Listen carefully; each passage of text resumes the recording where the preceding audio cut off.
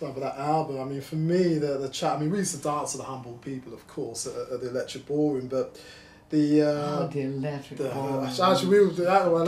Let's go there because I mean, obviously, I mean, you and Ayrton, we refer to as the king and queen of our jazz fusion movement, basically because nobody has contributed so much music to our dance floors than you and Ayrton, and that whole the original jazz fusion dance movement started at clubs like the Green Man, Jaffers at the Horseshoe, Jazzy Funk Club at the Horseshoe and Electric Ballroom. Mm-hmm. As I said, but yeah, you and Ayrton just, oh gosh, where'd you go? Like, Humble People, My Vera Cruz, Casa Forte, Moon Dreams. I could just go on and on and on and on. And of course, what you guys had no idea that we were as kids. I mean, I'll give you a funny story about Casa Forte. When we were, it was like my brother Gary and Milton, the most legendary jazz dancers. We were like 14 years old. And we used to, what we call bunk off school, which was sneaking out of school to dance, you know. And there was one time where we were down this place called Hounslow High Street, and we were dancing to a Casa Forte in the street down this side road.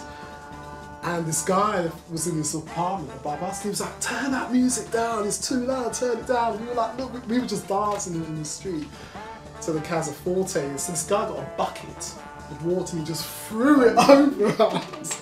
We had to grab the music box and run down the street with your Casa Forte still playing so loud, you know. And yeah, as I said, what you gave our movement was just priceless. So much music. I was having fun. I didn't think I was giving anything. I actually thought I was taking more than I gave. Why do you say that? Because I think it was the happiest time of my life. I didn't understand anything about the record business. You know?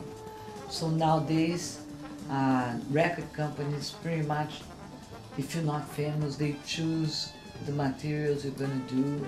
They don't allow you freedom of putting your music down, and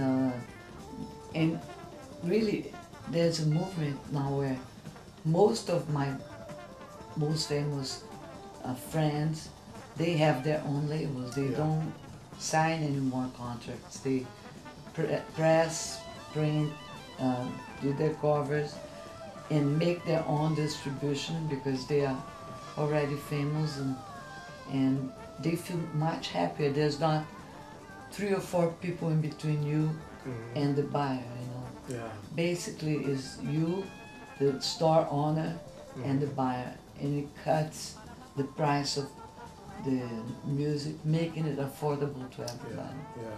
So it's such a shame, but unfortunately that's reality. I want to talk to you actually about your voice, because you have a 6 octave. How on earth did you develop that? I used to have 6. How did you develop that? I mean, that's just that's pretty unique. Because I was young and clean. I didn't do any drugs then, and I wanted so bad to be in it. That chick gave me a song called 500 Miles High, which is really, really high. And I sound, when I hear it, I sound like I'm 8 years old singing the song. Yeah. I'd sing like a little girl, all very straight, very like well behaved, and then the opposite happened with Hermeto Pascoal, which said, "Go crazy, scream, scream. I want you to go from crying to laughing like a mad woman in seconds. You start crying." We were mourning actually. Cannonball had passed at 49, and we needed a soprano sax, and we couldn't buy one, so we called Olga, Cannonball's wife, and asked her if we could borrow his soprano. She said, "Come over." And we went to his house, and she said, "You know what? I'm gonna give this to you. I'm sure he would like you to have it. So she gave Hermeto Pascoal Cannonballs, soprano, and that's when Hermeto had this idea. We start kind of like mourning, you know, and crying, and then we start to go crazy, and we start to laugh like mad people, like going like this.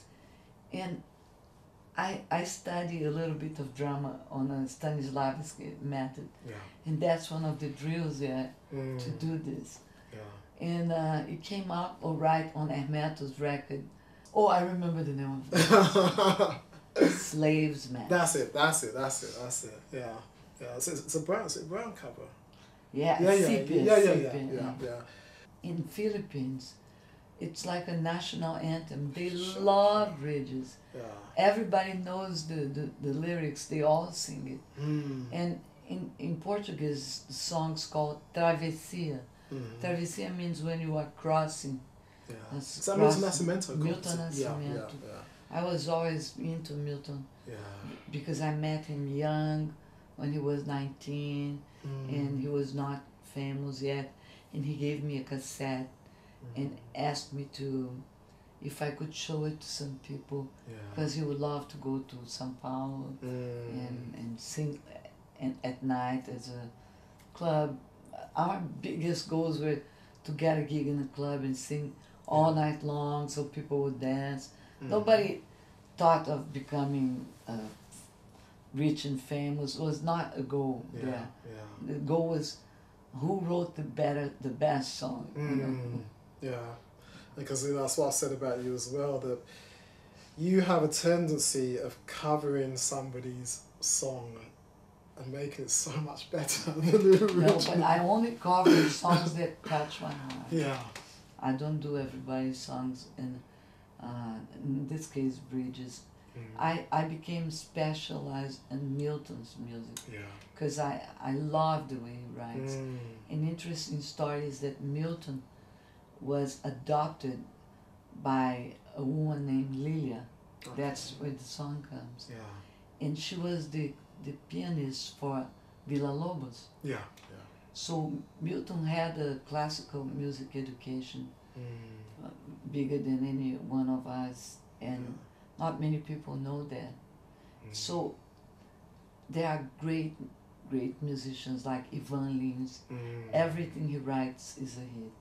Javan, everything he writes is a hit. But when you put the Javan, Milton, Ivan, Egberto's Monclar, you notice a difference on the musical direction of each one of them. And to me, because I also had a little classical training, I know what Milton is trying to reach, which is a bridge between popular and classical. Just like Villa-Lobos, when he wrote the Bachianas, he had the little train caipira.